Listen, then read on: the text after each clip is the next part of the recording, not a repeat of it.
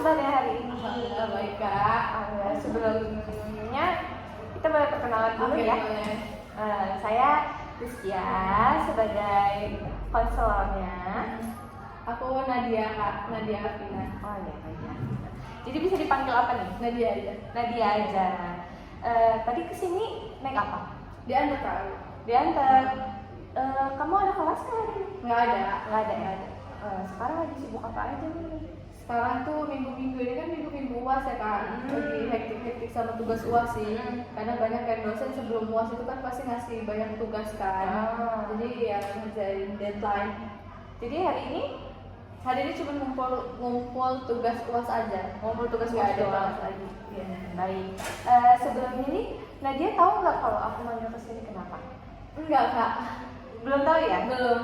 Jadi kan yang minggu kemarin itu kan aku udah ngasih tugas untuk ngisi Google Form ya.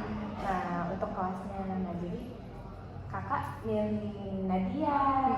Nah jadi kita di sini tuh akan ngebahas sesi konseling hasil Google Form yang udah aku kasih. Nadia ngisi kan? Ngisi Kak. Oh ngisi bagus.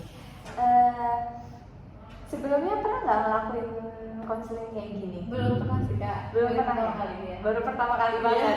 First time banget ya berarti ya. Baik, kalau begitu yuk kita mulai membahas tentang Google Form yang udah Nadia isi. Iya. Jadi dari hasil Google Form yang udah aku kasih ke kelas kamu, ini membahas tentang interaksi di dalam kelas ya Nat. Dan hasilnya menyatakan bahwa Nadia kurang interaksi dengan kawan-kawan. Gitu.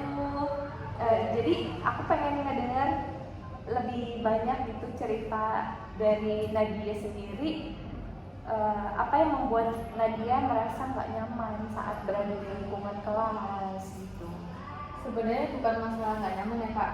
Sebenarnya kan baru ya, aku maba kan.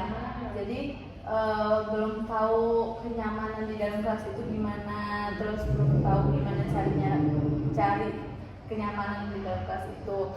Tapi karena aku punya trust issue lah ya bahasanya sekarang, trauma di sekolah dulu yang membuat aku tuh kayak udahlah kayaknya gue harus menutup diri aja di kuliah nanti daripada gue harus rasanya kayak gini lagi.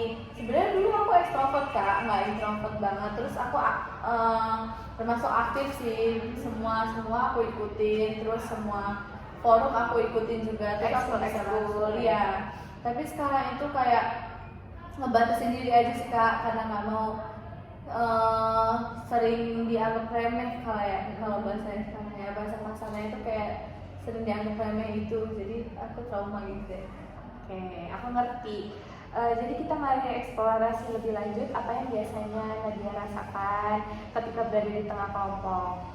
Bisa nggak kalau Nadia ceritain lebih banyak tentang situasi-situasi di mana Nadia merasa nggak aktif untuk berkontribusi?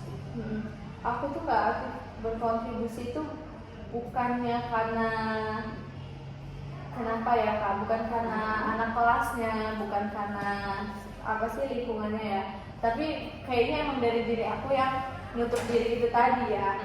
Karena kalau misalnya di kelompok atau di kelas aku tetap ngikutin sesuai yang di sana. Tapi kalau untuk di luar itu aku enggak. Jadi kayak misalnya teman-teman kan kalau maba kan pasti banyak kumpul, banyak main gitu kan. Kalau itu tidak menyangkut ke pelajaran, ke nilai itu aku menghindar, mending nggak ikut gitu.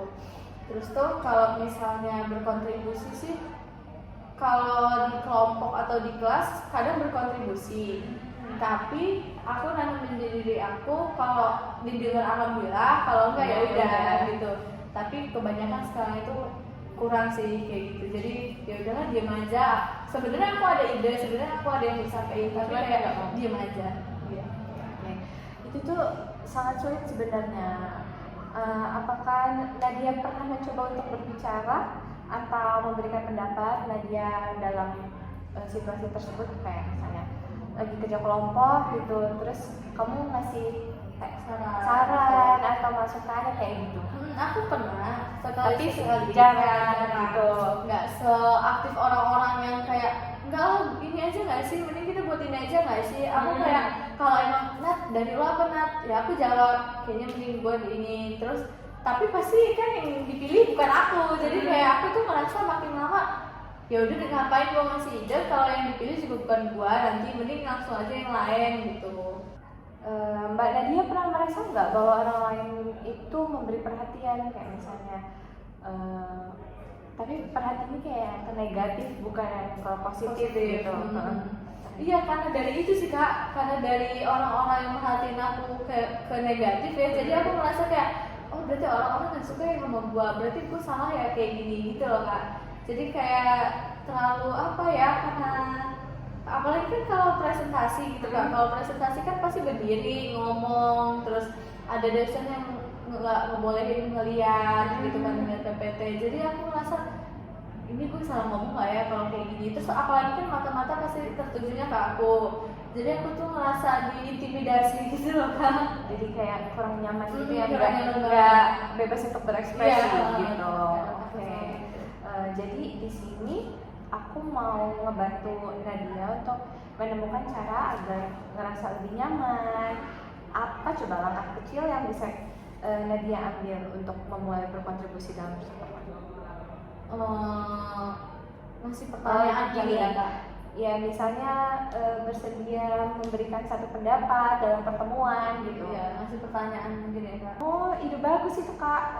Mengajukan pertanyaan adalah cara yang efektif untuk terlibat. Jadi mari kita buat rencana dalam pertemuan selanjutnya. Coba ajukan satu pertanyaan pada kelompok.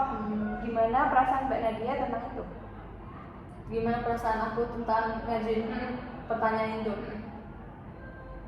Ya mungkin agak harus nyiapin mental ya Kak. Tapi bakalan coba. Iya bakal, insya Allah aku bakal coba. Mungkin kalau misalnya lagi ada kelompok terus tuh yang menurut aku selama ini kan aku kalau bingung ya udah pendam, kalau nggak aku tanya satu orang aja gitu, nggak di forum kelompok itu. Tapi mungkin nanti aku bakal coba pas nanyanya pas lagi kumpul ya Kak. Jadi biar enak gitu ya nanyanya. Aku senang banget bisa ketemu sama Nadia. Jadi perlu Nadia tahu, jadi langkah ke depannya itu perlu Nadia ingat bahwa setiap langkah kecil menuju keterlibatan adalah kemajuan. Ada hal lain nggak yang mau ditanyain lagi sebelum ini berakhir sesinya?